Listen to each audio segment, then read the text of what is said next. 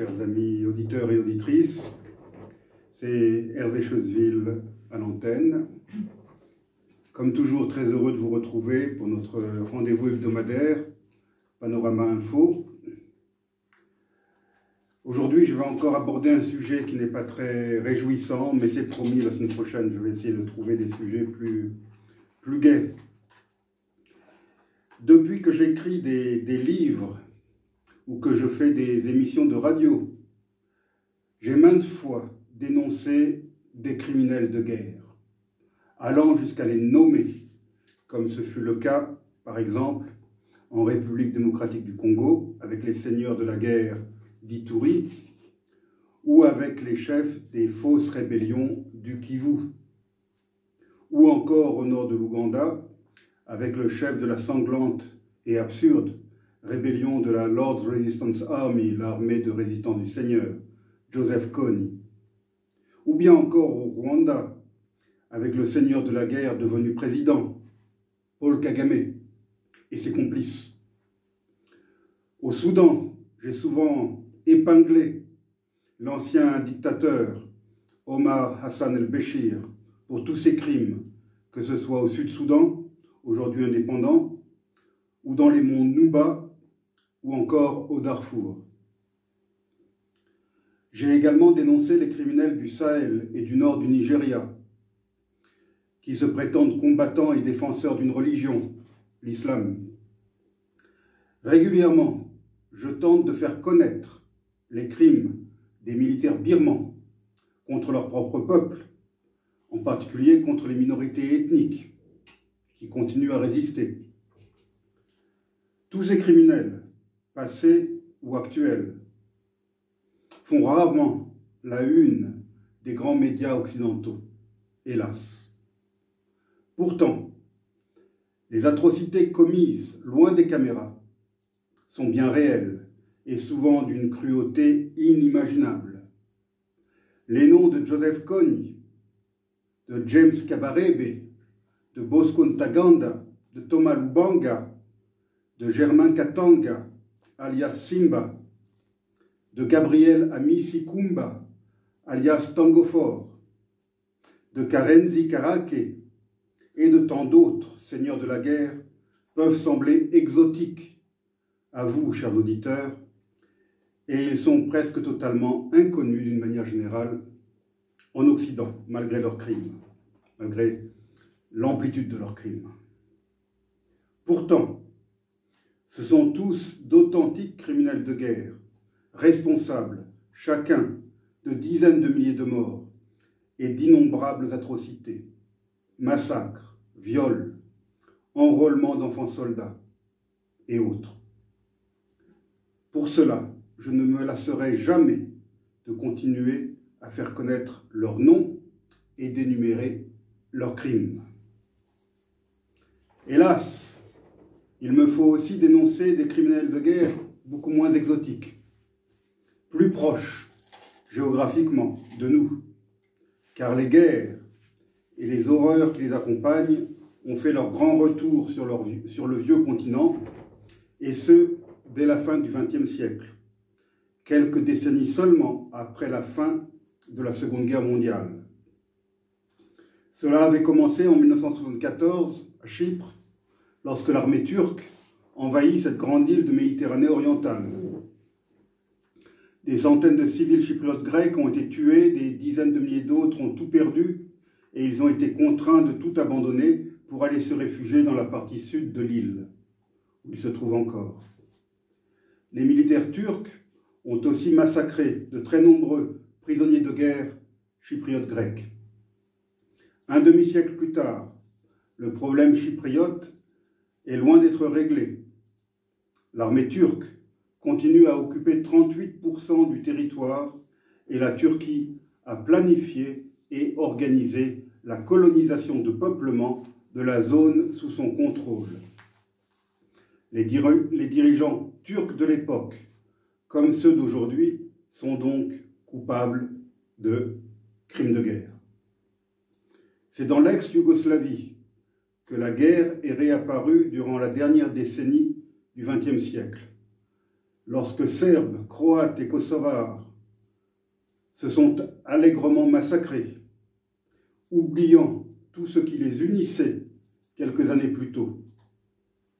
Les fantômes des victimes et des bourreaux des atrocités du second conflit mondial en Yougoslavie sont venus hanter les vivants, ressuscitant les vieilles haines et ranimant les désirs de vengeance pour des crimes commis durant l'occupation allemande et la guerre de libération. En Bosnie et au Kosovo, rien ne semble réglé, et une éruption de violence peut s'y reproduire à tout moment. Au XXIe siècle, en 2020 précisément, une véritable guerre a repris au sud du Caucase avec le conflit territorial opposant l'Azerbaïdjan à l'Arménie. Le régime de Bakou a usé de tous les moyens à sa disposition pour récupérer des territoires peuplés d'Arméniens depuis des millénaires, mais que Staline avait cru bon de placer en Azerbaïdjan, avec l'objectif de diviser pour faire régner son ordre totalitaire au sein de l'URSS. L'Artsakh, c'est-à-dire le Haut-Karabakh, a été écrasé sous les bombes et les missiles, et sa population a été dépossédée de ses terres ancestrales et jetée sur les routes de l'Exode.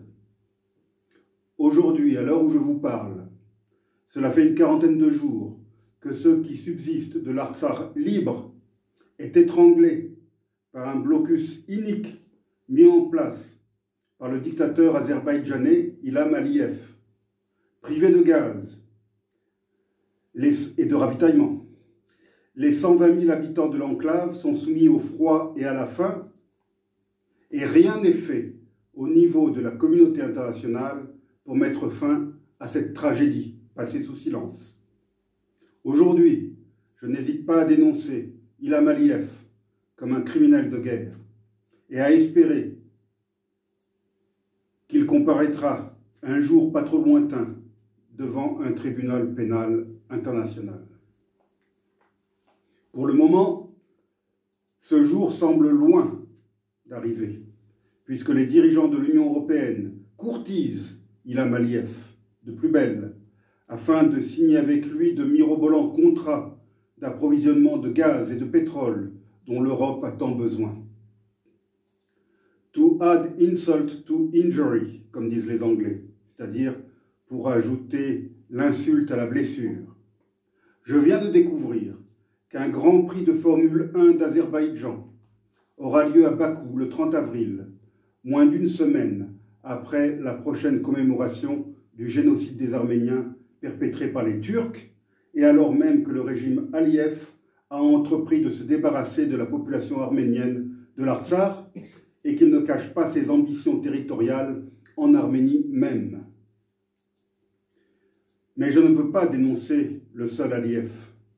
Il me faut aussi dénoncer le néo-sultan d'Ankara, Recep Tayyip Erdogan, car Aliyev aurait été bien incapable de commettre ces crimes contre la population civile arménienne s'il n'avait pas reçu le soutien inconditionnel, à la fois diplomatique et militaire, de la Turquie.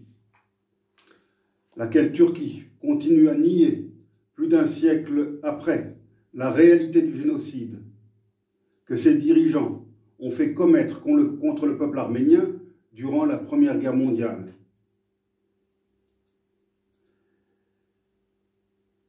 Et sous Erdogan, donc avec les dirigeants actuels de la Turquie, cette Turquie semble désireuse de poursuivre cette politique visant à la disparition complète de tout un peuple. En d'autres termes, il semble désireux d'achever ce qui n'avait pas été terminé lors du génocide de 1915. Cette Turquie d'Erdogan ne se limite d'ailleurs pas à la commission de crimes par alliés interposés, puisqu'en Syrie comme en Irak, elle en commet directement, dans le silence assourdissant de la communauté internationale. Il ne faut pas trop irriter Erdogan, qui pourrait se décider à ouvrir les vannes d'une émigration massive des réfugiés syriens vivant dans son pays et qui ne rêvent que d'Europe. Et puis surtout, il ne faut pas non plus l'irriter, puisque la Turquie est un membre important de l'OTAN et qu'en cette période de guerre en Ukraine, on a bien besoin de l'appui de la Turquie, même si Erdogan semble mener un double jeu entre Ukraine et Turquie. Ce qui s'est passé à Dnipro le 14 janvier dernier constitue manifestement un crime de guerre flagrant. Samedi dernier donc, un missile a éventré l'immeuble du quai de la Victoire dans cette grande ville ukrainienne, pulvérisant plus de 200 appartements. Le bâtiment s'est effondré sur lui-même, emprisonnant sous le béton, sous les décombres, des dizaines de personnes. Pendant près de 4 jours, par des températures toujours négatives, les secours se sont efforcés de retrouver des survivants, avec le renfort de grues et d'une brigade cynophile. Selon les autorités locales, 39 personnes ont pu être extraites des décombres. Mardi 17 janvier, la quête de survivants s'est arrêtée. Il n'y avait plus aucun espoir d'en retrouver d'autres. Ce bombardement, parmi les plus meurtriers de la guerre, aura donc fait 45 morts et une vingtaine de disparus, selon le dernier bilan. Le gouverneur régional, Valentin Reznitchenko, a fait état de 45 morts, dont 6 enfants, mardi après-midi. Le bilan de cette attaque indique qu'il y a en outre 20 disparus et 79 blessés. L'immeuble a été frappé au cours d'une nouvelle vague de bombardements massifs des installations énergétiques ukrainiennes. Une campagne engagée par le Kremlin en octobre est destinée à plonger les Ukrainiens dans le froid et dans le noir après que la Russie ait subi une série de revers militaires. Mais l'immeuble bombardé samedi n'était pas une installation énergétique et il n'abritait aucune installation militaire. Cette sorte de grande HLM ne pouvait en aucun cas constituer une cible militaire. Et il ne peut certainement pas s'agir d'une erreur de tir. Les militaires russes, qui font recours à l'usage de satellites et de drones et qui disposent de renseignements humains fournis par leurs agents sur place, étaient parfaitement renseignés sur la réelle nature de l'immeuble. Il s'agit donc bel et bien d'une attaque délibérée et planifiée, et donc d'un crime de guerre. Aucune excuse ne peut être avancée, d'autant que ce qu'il faut bien qualifier d'attentat terroriste est loin d'être le premier. Parmi de nombreux autres exemples, je voudrais citer le bombardement de la gare de Kramatorsk, une grande ville industrielle du Donbass, le 8 avril 2022. Ce jour-là, comme les précédents, des milliers de civils avaient afflué à la gare dans l'espoir de fuir les combats et les bombardements. Un total de 80 000 civils ont d'ailleurs pu être évacués depuis cette gare par voie ferroviaire. Ce jour-là, donc le 8 avril, un missile Tochka-U, équipé de bombes à sous-munitions, s'est abattu sur la gare. On a déploré la mort de 61 personnes, dont 7 enfants, et 160 blessés. Des scènes insoutenables ont été vues sur les quais de la gare, jonchés de sang et de débris humains. Je rappelle que l'usage des bombes à sous-munitions est interdit depuis la signature à Dublin, le 29 mai 2008, d'un texte de traité interdisant ces armes.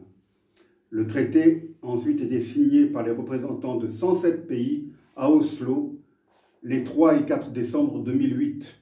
Il stipule que chaque État signataire s'engage à ne, je cite, jamais, en aucune circonstance, employer d'armes à sous-munitions, mettre au point, produire, acquérir de quelque manière, stocker, conserver ou transférer à quiconque, directement ou indirectement, des armes à sous-munitions, assister, encourager ou inciter quiconque à s'engager dans toute activité interdite à un État partie en vertu de la présente convention.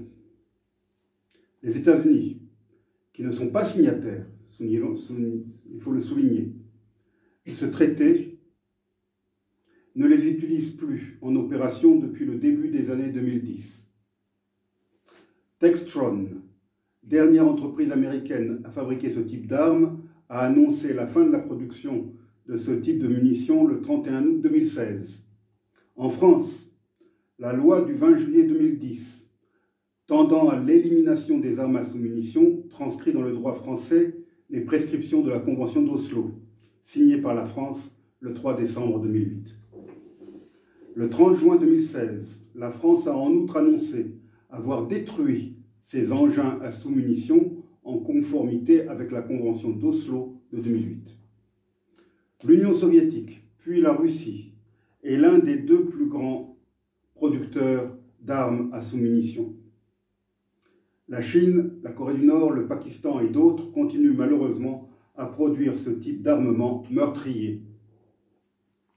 Ni l'immeuble de Dnipro, ni la gare de Kramatorsk ne sont hélas les seuls exemples de crimes de guerre russes depuis le début de l'invasion de l'Ukraine, le 24 février 2022.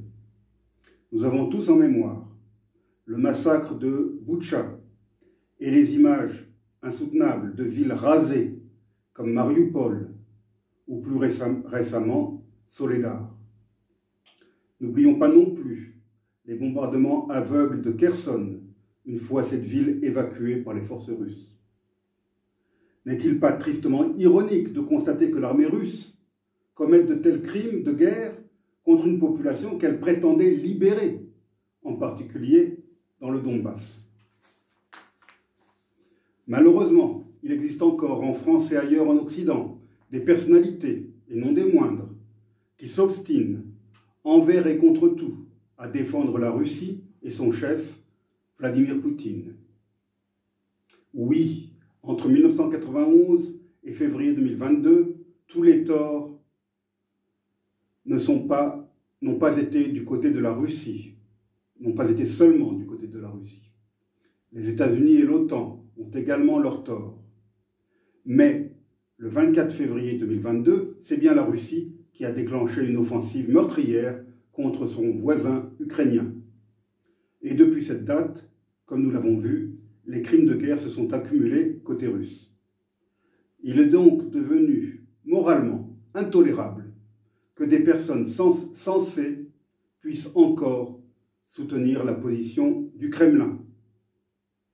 Pas plus tard que ce matin, je crois, j'entendais les propos d'un dénommé Pierre de Gaulle, qui n'est autre que le petit-fils du général, qui a passé 1 heure sur je ne me souviens plus quelle radio à expliquer que dans cette affaire, la Russie avait raison et que la France, moralement, devait soutenir la Russie.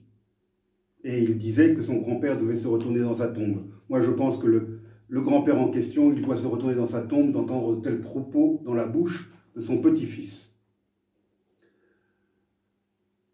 Le bombardement de l'immeuble d'habitation de Dnipro aurait dû, enfin, faire ouvrir les yeux à toutes ces personnalités et leur faire condamner l'autocrate russe. Pour ma part, à la liste de criminels de guerre énoncée au tout début de cette émission, je n'hésite pas à ajouter de nouveaux noms. Par exemple, celui de Sergueï Koudjouguetovitch Shoïgu, le ministre de la Défense russe, ceux des généraux Valéry Vassilievitch Gerasimov et Sergueï Sourovikine, entre autres chefs militaires, celui d'Evgeny Prigojine, ce repris de justice, fondateur du groupe mercenaire Wagner, et surtout, le nom de leur chef à tous, Vladimir Poutine. Il faudra bien que tôt ou tard, ces individus aient à répondre de leurs crimes. Ainsi d'ailleurs qu'Ilham Aliyev, le dictateur azerbaïdjanais. Il en va de la morale, il en va surtout de la crédibilité de la justice internationale. Je vous remercie, chers auditeurs, pour votre attention. Je vous souhaite une bonne semaine et je vous dis à la semaine prochaine.